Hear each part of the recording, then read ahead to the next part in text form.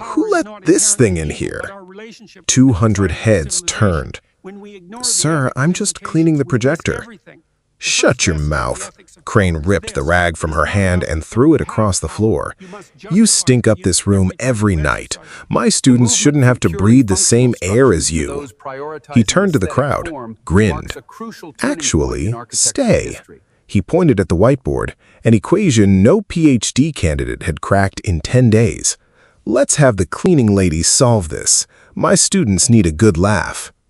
He shoved the marker into her hand. Show us how that brain works, if there's one in there. A student slapped his desk. Another pointed at Aaliyah. Phones rose. Red lights blinked on. She looked at the board. What happened in the next 3 minutes, none of them were ready for.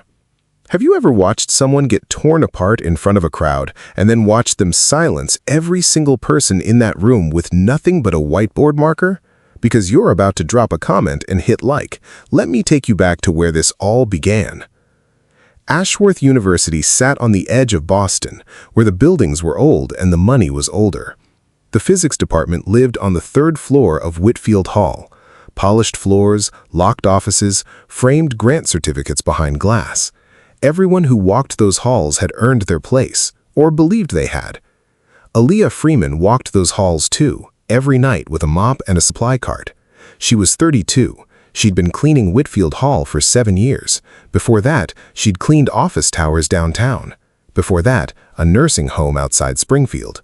Before that, she tried not to think about before that. At 17, Aaliyah scored a perfect SAT out of a small public school in western Massachusetts. Not just math, everything. Her teachers called her a prodigy. The local paper ran her photo. A state university offered her a full ride. She never went, not because she didn't want to, because the world had other plans.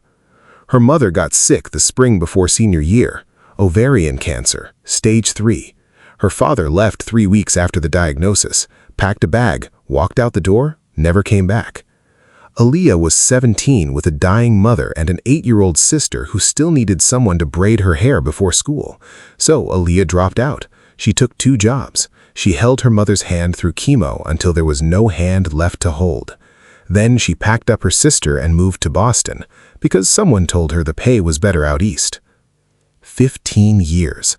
That was how long it had been since Aaliyah sat in a classroom. But every night after her shift, she did something no one knew about. She pulled a worn notebook from the bottom of her supply cart, pages soft from handling, edges curled, and she solved equations. Not simple ones. Graduate-level field theory, differential geometry problems, tensor calculus puzzles she found scrawled in the margins of discarded journals left on professors' desks. She solved them the way some people did crosswords, quietly, alone, for no one but herself. No degree, no audience, no recognition. The notebook went back under the bleach bottles before sunrise. Nathaniel Crane ran the department. He'd run it for 13 years, and he made sure everyone knew it. His name was on the door, on the letterhead, on 2 national research awards mounted in the lobby. He published in journals most people couldn't pronounce. He sat on grant committees. He decided who got funding, who got lab space, who got a future. He called Aaliyah the cleaning lady, not behind her back, to her face, in front of students, in front of visiting scholars, in front of anyone standing close enough to hear.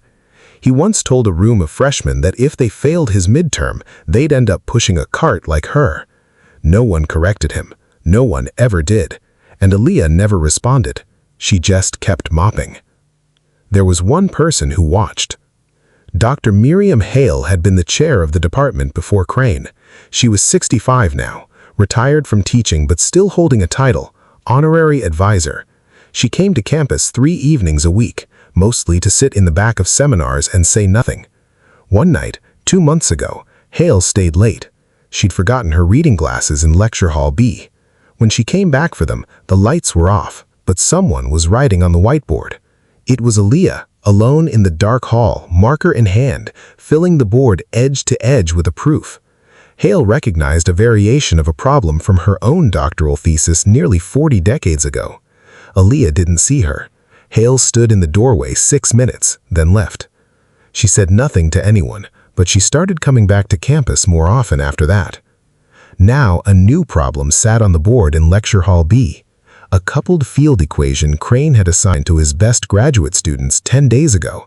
None of them had solved it. 2 had tried and failed publicly during seminars. Crane was furious, not because the problem mattered, but because the failure made him look bad. An open seminar was coming. 200 seats, outside guests, department donors, and Crane needed someone to blame for the silence on that board. He didn't know it yet, but the person who could solve it was already inside the building, pushing a mop cart through the back door at 7:15 on a Tuesday evening. The seminar started at 7:30. Every seat was filled. Graduate students, visiting researchers, 2 department donors in the second row. Crane stood at the front, hands behind his back, chin raised. He owned this room and everyone in it. The equation was still on the board. 10 days, no solution. Crane had spent the last 10 minutes tearing into his students for it. "This is a department of physics," he said, "not a department of excuses." No one responded. No one dared. Aaliyah came in through the side door. Cart, bucket, mop. Same routine, same time, same invisible entrance she made every Tuesday and Thursday. She moved along the far wall toward the back windows, head down, cleaning as she went. Crane saw her. He stopped mid-sentence. His eyes tracked her across the room the way a man watches something he finds beneath him. A slow smile pulled at one corner of his mouth. He glanced at the board, then back at Aaliyah, then at the crowd. The idea landed on his face before he said a word. "You," he pointed at her, "come here." She stopped, looked up. 200 faces turned toward her. "Yes, you. Bring yourself up here. Leave the bucket." Aaliyah set down the mop. She walked to the front. Students shifted in their seats. A few pulled out phones. Crane picked up the marker and held it out to her. His grin widened. "You see that equation on the board? My best students, people with doctoral degrees, cannot solve it." He let the silence land. "So, let's see what the cleaning lady can do." Laughter, loud, immediate, the kind that fills a room from the back to the front. "My students need a good laugh," Crane said, not looking at Aaliyah, looking at his audience. "Go ahead, pick up the marker. Give it your best shot." More laughter. Someone in the third row held up a phone, red light blinking. Another student was already typing on a laptop. The words "janitor versus equation" appeared in a campus group chat within seconds. Aaliyah stood at the front of the room, 200 people staring at her, not one of them expecting anything but failure. She looked at the marker in Crane's hand, then at the board. The equation was dense, 3 lines of notation, tensor indices stacked in a structure she recognized immediately. She'd seen this class of problem before, in her notebook at 2 in the morning, sitting over an overturned bucket in a supply closet. 5 seconds passed. The laughter faded into whispers. Aaliyah took the marker. She turned to the board. She didn't look at the crowd. She didn't look at Crane. She placed the marker against the surface and began to write. The first line appeared. Clean, precise, no hesitation. Then the second, a coordinate substitution that shifted the structure of the equation into something simpler, a move that required seeing 3 steps ahead. Crane's smile slipped, just a fraction. He tilted his head. Aaliyah kept writing, line after line. Her hand was steady. She wrote the way someone writes when they've done this 1,000 times before. Not performing, not proving, just solving. The room went quiet. Not the polite quiet of an audience listening, the airless quiet of people realizing they're watching something they don't understand. 1 minute passed. Aaliyah didn't stop, and the smile on Nathaniel Crane's face, the one he wore like armor, was gone. 2 minutes passed. Aaliyah didn't stop. Her marker moved across the board with a rhythm that didn't belong in that room. Short strokes for constants, long sweeps for integrals, a pause, half a breath before each substitution, as if she was confirming something she already knew. The students closest to the board leaned forward. A girl in the front row put her phone down, not to stop filming, because she forgot she was holding it. 3 minutes. Aaliyah placed the marker on the ledge, stepped back, turned around. Her face showed nothing.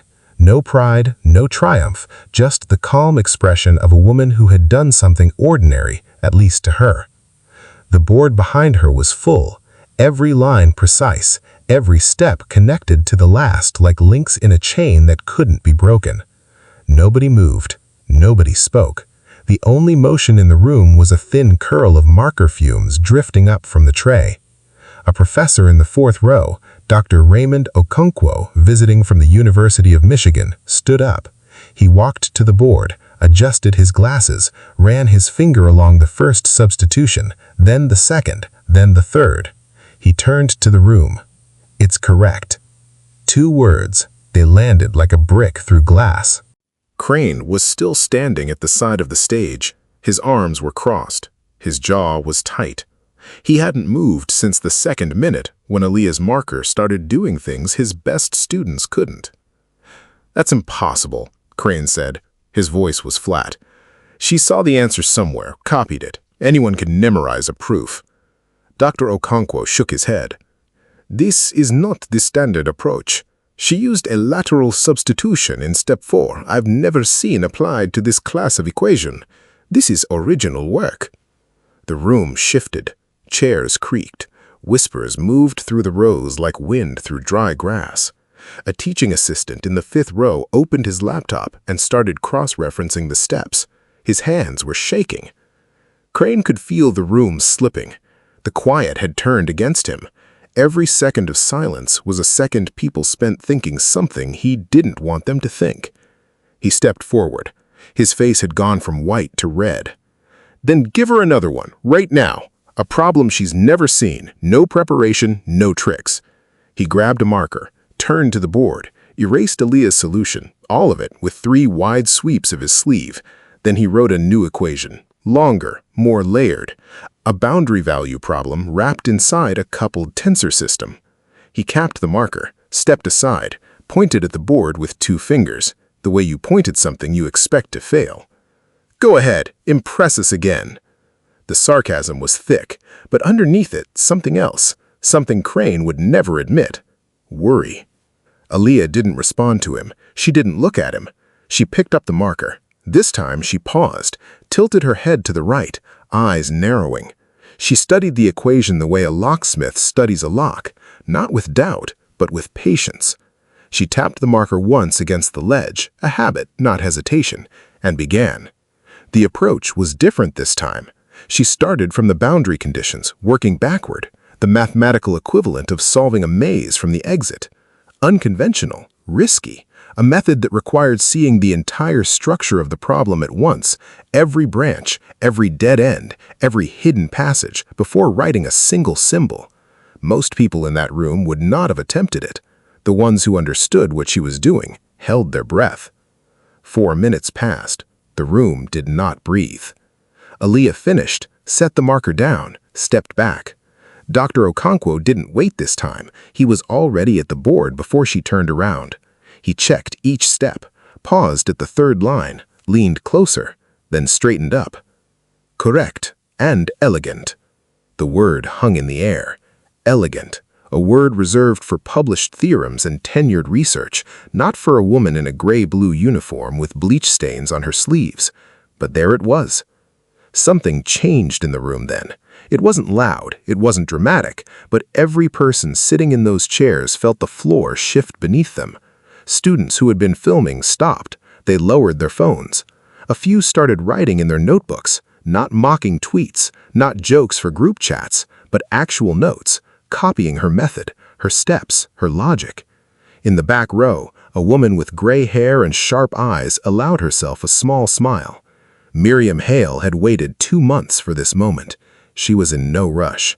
She folded her hands in her lap and watched. At the front of the room, Crane stood very still. His arms were at his sides now. His chin had dropped. The red in his face had deepened into something darker. He looked at Aaliyah the way a man looks at a crack spreading through his foundation. She met his eyes, held them for 2 full seconds, said nothing. He looked away first.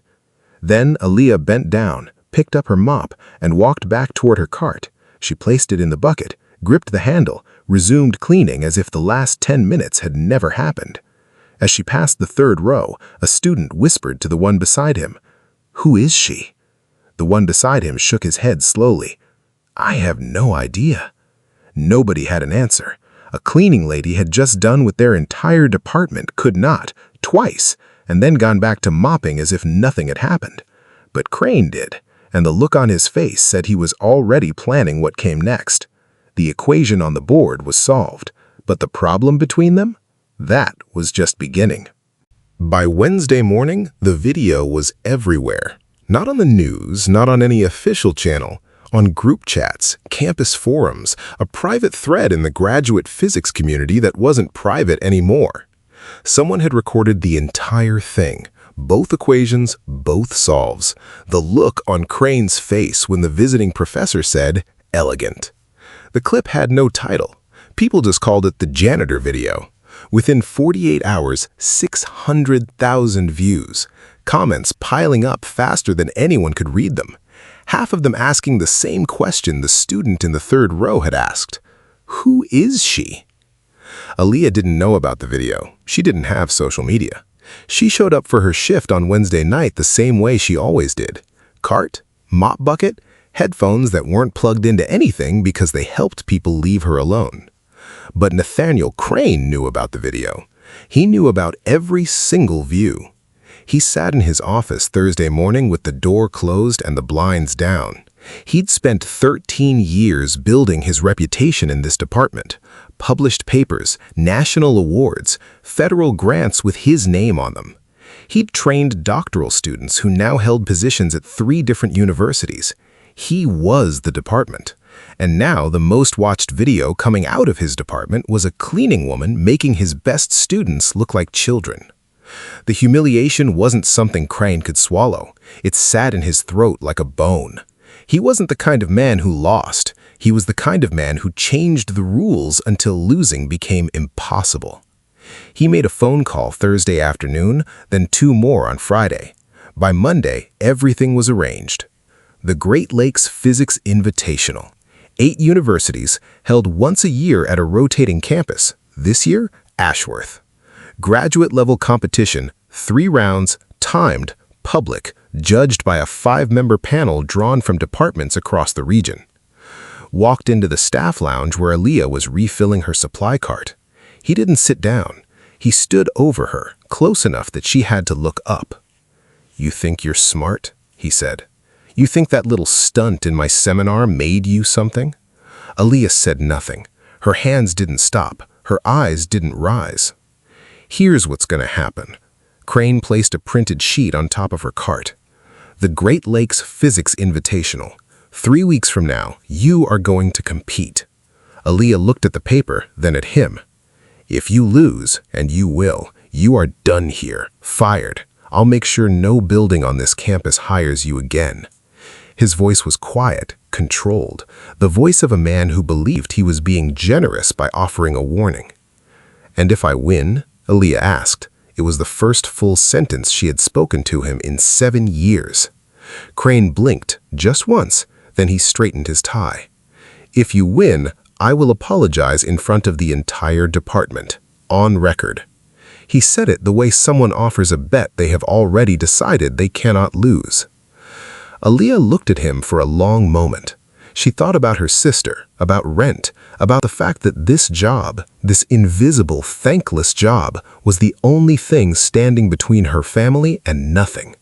She could say no, walk away, keep mopping, keep solving equations at 2 in the morning for no one, keep being invisible.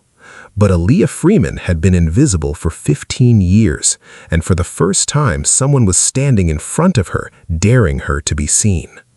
"I'll do it," she said. Crane smiled, the thin, satisfied smile of a man who had just loaded a trap. He turned and walked out. He didn't know who he had just challenged. He thought he was sending a janitor into a room full of doctoral candidates. He thought the outcome was already written. What he didn't know, what no one knew, was the name of the person who would be standing across from Aaliyah in the final round. Julian Cross, 27 years old, Crane's own research assistant. The student Crane had spent 4 years training personally. The student Crane had once called the future of this department. That was who Aaliyah would have to beat. Not a room full of strangers, not a standardized test. The best student Crane had ever produced. The man Crane had built from scratch and polished until he reflected everything Crane believed about himself. And somewhere in the back of Whitfield Hall, Miriam Hale received a copy of the competition registration. She read the list of entrants, paused at one name, then closed her laptop and picked up her phone. She had a call to make, and it could not wait. 3 weeks. That was all Aaliyah had. 21 days to prepare for a competition designed for people who'd spent years inside classrooms she had never been allowed to enter. People with advisors, textbooks, databases, study groups, and time. Aaliyah had none of those things. She had a mop, a supply closet, and her own mind. And Nathaniel Crane was determined to make sure even that would not be enough. The first thing he did was change her schedule. Monday morning, she received a notice from facilities management. Effective immediately, her shift moved from nights to afternoons, 1 p.m. to 9 p.m., the same hours the physics library was open, the same hours study rooms were available, the same hours she could have used to prepare. It was not a coincidence. Crane sat on the facilities advisory board. One email, one request. Done. Aaliyah said nothing. She accepted the new schedule. She started studying at 10 p.m. instead, after her shift ended, in her apartment on the south side of the city. Kitchen table, one lamp, a stack of loose paper she bought from a dollar store. The second thing Crane did was lock down access. The department's digital archive, thousands of papers, lecture notes, and problem sets required a university login. Aaliyah had one. Every staff member did. But on Wednesday of the first week, her access was revoked. A system error, according to IT. Nothing personal. She didn't call IT. She didn't complain. She knew what this was. She'd known men like Crane her entire life. Men who smiled while they closed every door in front of you, then blamed you for not walking through. She worked with what she had, the formulas already inside her head, and whatever she could find in the margins of journals left behind in recycling bins outside lecture halls. Then came the third move. Crane called a department meeting. He didn't mention Aaliyah by name. He didn't have to. He told his faculty and students that associating with non-academic staff regarding competition preparation would be considered a breach of departmental policy. The message was clear. Anyone caught helping her would face consequences. The isolation was complete. Aaliyah was on an island with no bridge, no boat, and a clock counting down. The campus split. Most people did not take a side. They took the safe side, which meant pretending the whole situation wasn't happening. But in private chats and late-night study sessions, the conversation was constant. A janitor at the Great Lakes Invitational? Some called it inspiring, most called it a joke. Julian Cross, his prize research assistant, didn't talk about it at all. He didn't need to. He trained 6 hours a day. He had full library access, 3 years of competition experience, and his advisor's personal problem sets going back a decade. He was not worried. 1 week passed. Aaliyah spent every free hour solving problems in her apartment. Her sister Denise took over cooking, took over laundry, took over everything that wasn't physics so Aaliyah could sit at that table and work. Some nights Denise brought her coffee at midnight and found her writing on the back of grocery receipts because she'd run out of paper. Some nights she found her just sitting, staring at the wall, eyes moving as if reading something no one else could see. Aaliyah was solving in her head, building proofs from memory, running equations through a mental workspace that no one, not Crane, not the university, not anyone, could take from her. 2 weeks in, 14 days left, something appeared on Aaliyah's supply cart on a Wednesday morning. A book, hardcover. No note, no name, just a book sitting on top of the paper towels as if it had always been there. Advanced Methods in Tensor Field Analysis, 2nd edition, the kind of book that cost $175 new. Aaliyah picked it up, turned it over. The spine was cracked from use. Inside the front cover, a small library stamp, property of M. Hale, personal collection. She looked up and down the hallway. Empty. She put the book in her cart under the bleach bottles in the same spot where she used to keep her notebook. She never said thank you. She didn't know if she was supposed to. But that night, she read the entire first section. And when she came to chapter 3, a chapter on a technique she'd never seen before, a method for decomposing coupled field systems into solvable layers, she sat up straight. Her pulse quickened. This was the tool she had been missing.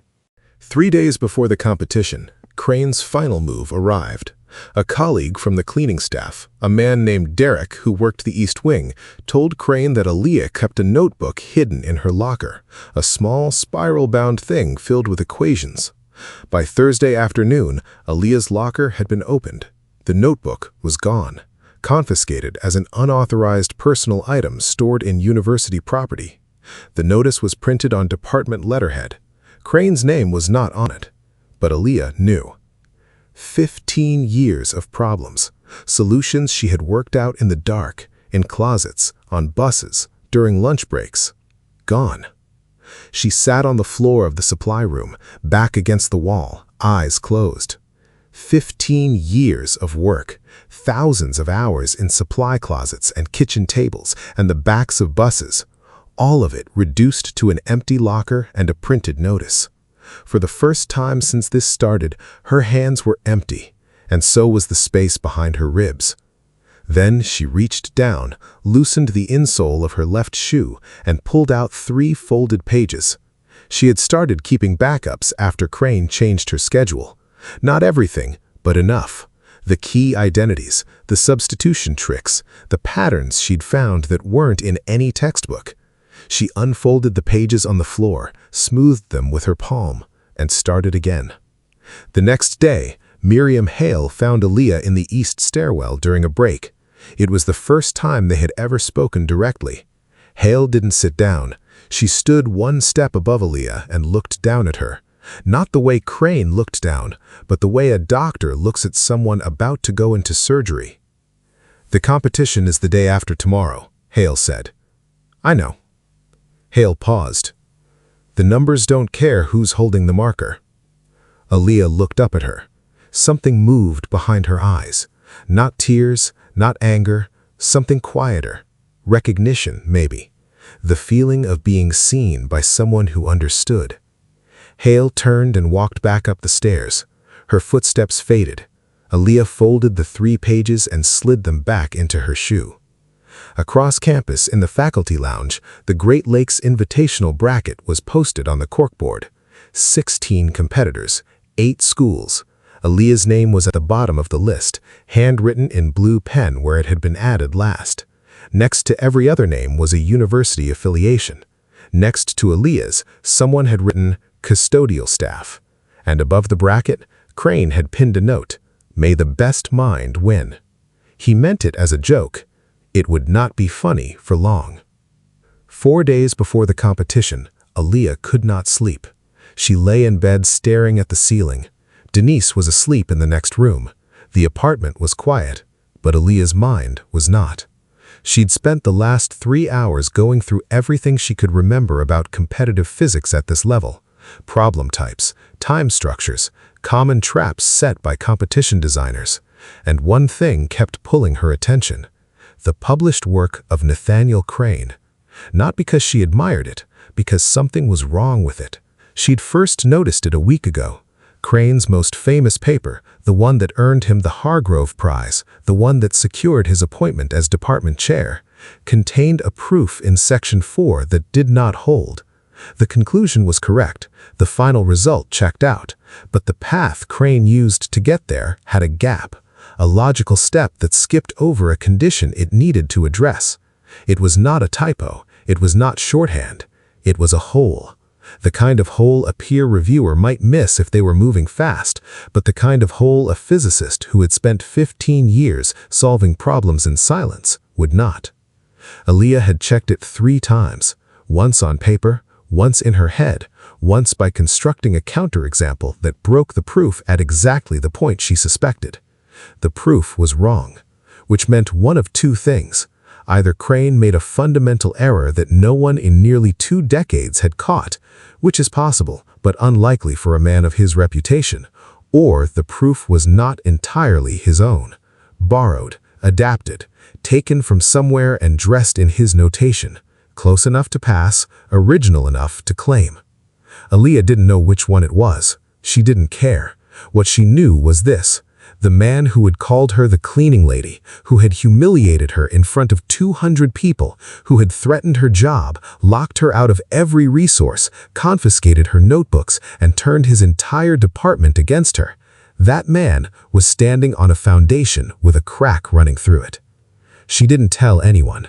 Not Denise, not Hale, not a single person. She folded the counterexample into the pages in her shoe. One more piece of paper. One more secret. 2 days before the competition, Crane fired his last shot. An email went out to every faculty member in the physics department. Subject line: regarding unauthorized competition entry.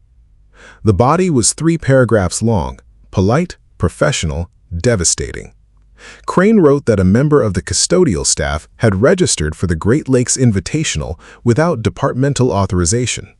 He noted that this individual held no academic credentials, no university affiliation in a scholarly capacity, and no standing within any recognized physics program.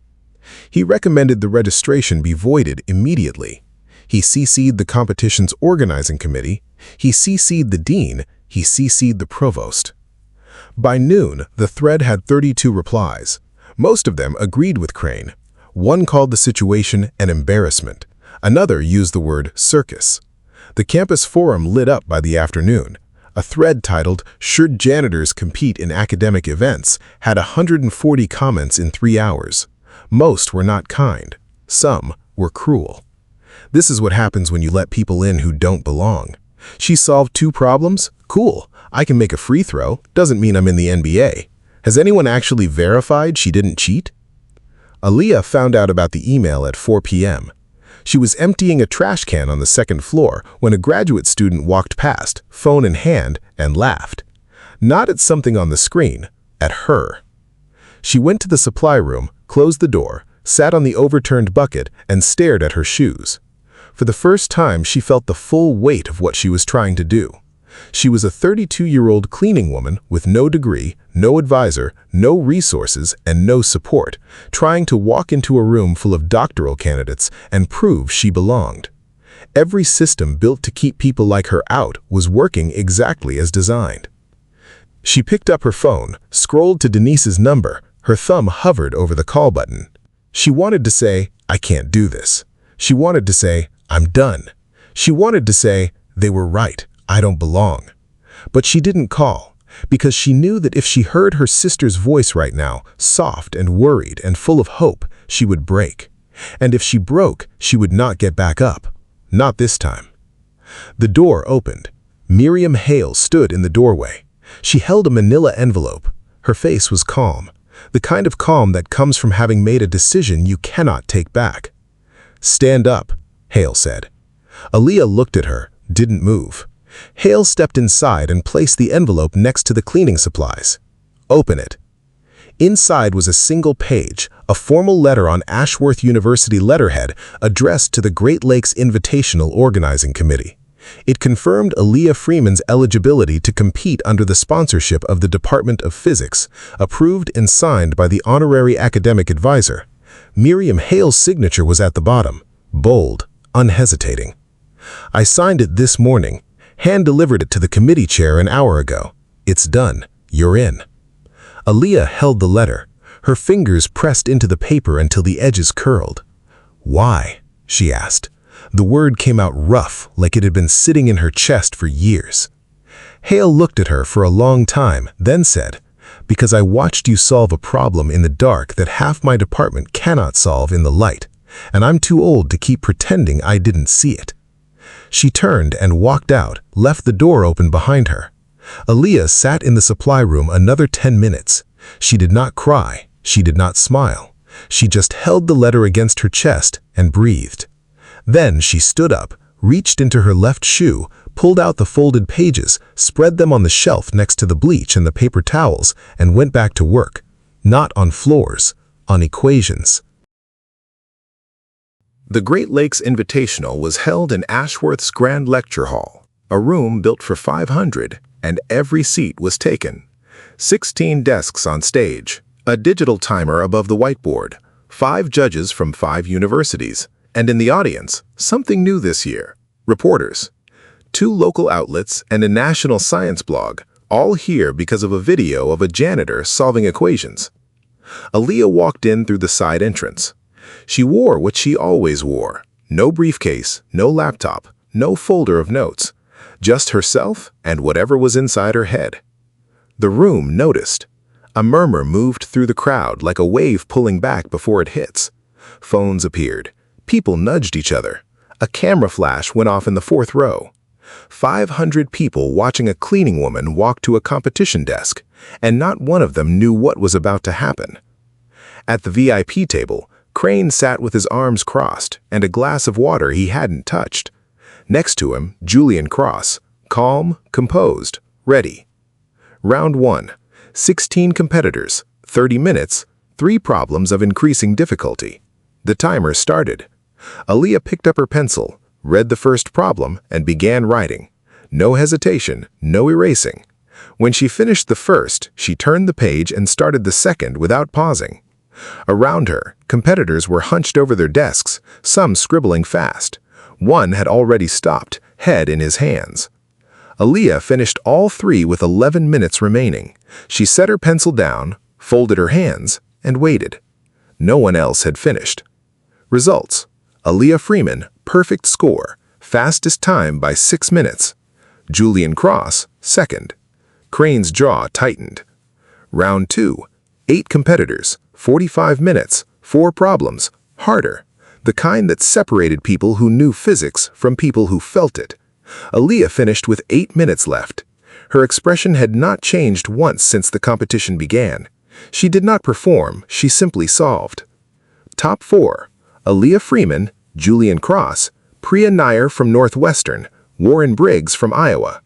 The janitor had not just survived, she was leading, and Crane had not moved from his chair.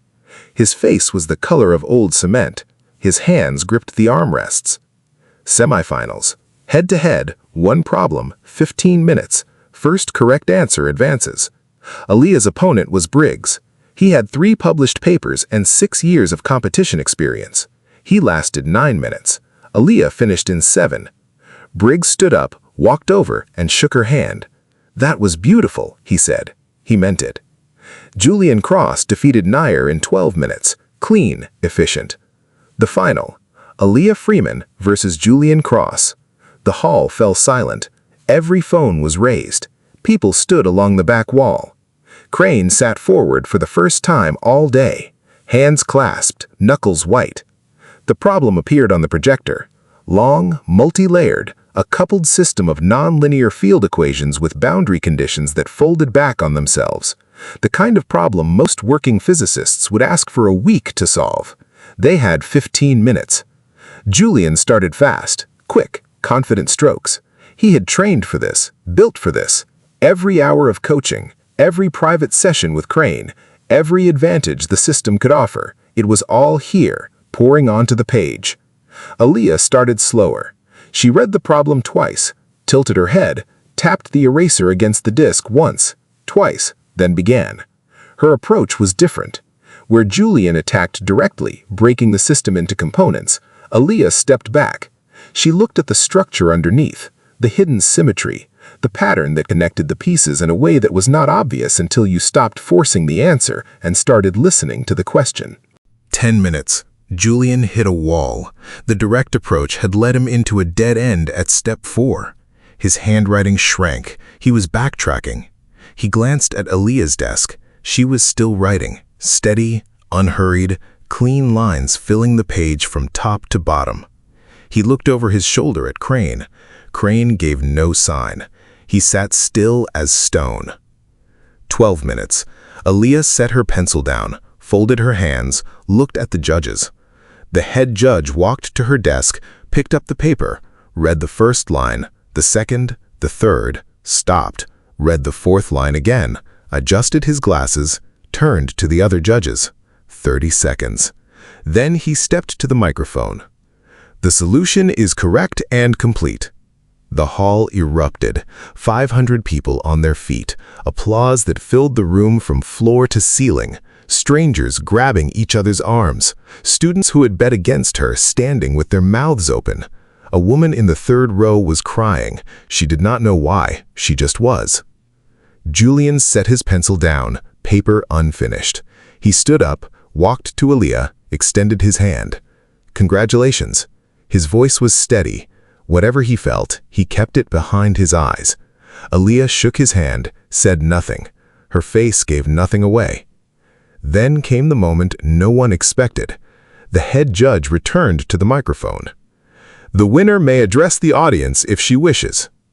Aaliyah walked to the front of the stage. She stood the way she stood at everything, with quietness, hands at her sides. "I have one thing to say, and it is not about this competition." The room went still. She turned toward Crane's table, looked directly at him. Professor Crane's 2009 paper, Convergent Solutions in Coupled Boundary Field Systems, contains an error in the central proof, Section 4, Step 11. The conditional convergence assumption is applied to a series that does not meet the required criterion. The conclusion holds, the proof path is invalid. She paused, let the words settle. "I found this 4 days ago. I constructed a counterexample. I have it here." She reached into her shoe, pulled out 3 folded pages, held them up. 500 people holding their breath. The proof as written cannot be reproduced, which means either it was a mistake or it was never his to begin with.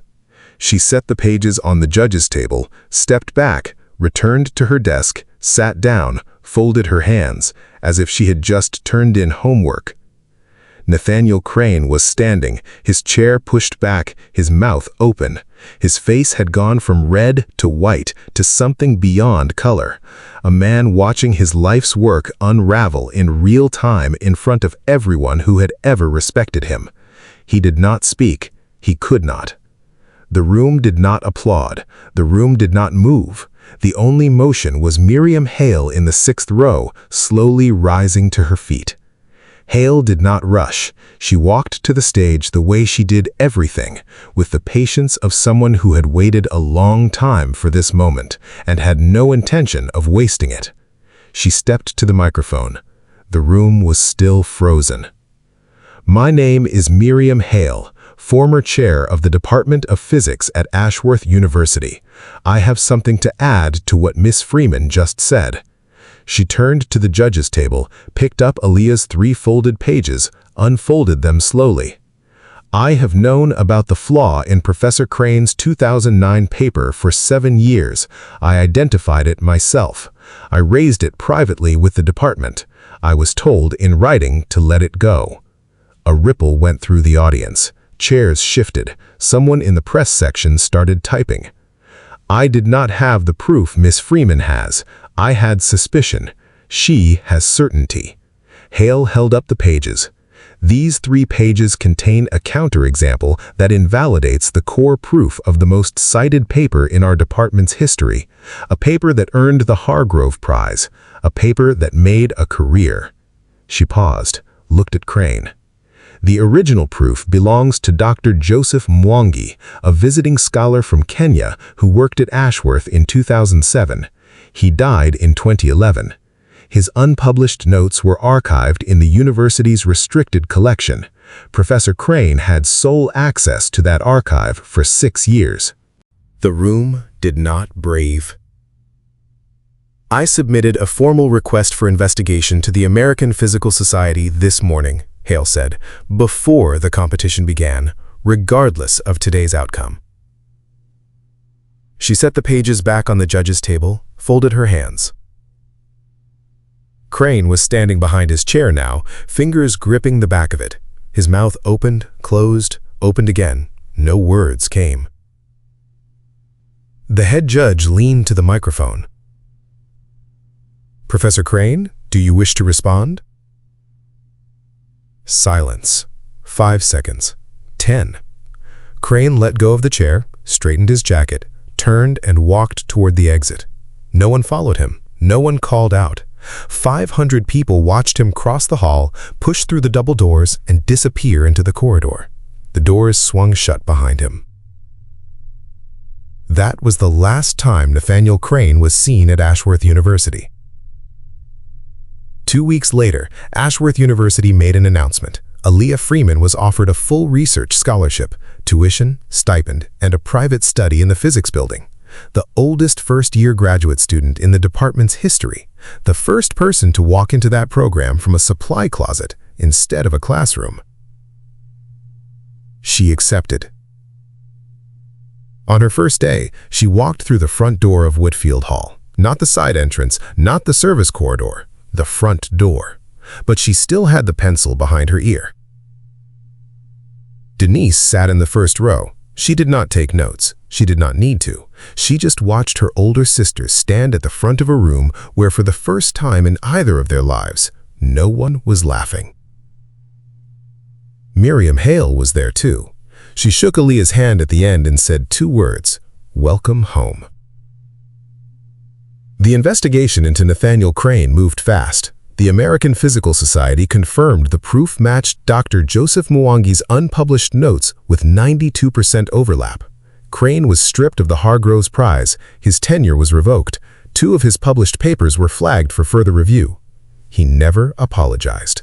He simply disappeared from the world he had built, a world built from the foundation up on someone else's work. 3 months later, on a Tuesday evening, Aaliyah stayed late in her new office. A desk, a lamp, a whiteboard that covered the wall. The first room she ever had that was meant for thinking, not cleaning. She picked up a marker, uncapped it, stood at the whiteboard, and began to write. No audience, no timer, no one watching. Just Aaliyah Freeman and the numbers. The way it had always been. The way it would always be. If someone ever told you you don't belong, remember this story. Remember the woman who picked up the marker when the whole room was laughing. She did not argue. She did not explain. She just solved the equation and changed everything. Now, if this story made you feel something, leave a comment. Tell me, have you ever been underestimated? Share this with someone who needs to hear it today. And if you haven't already, subscribe, because stories like this one, they deserve to be told.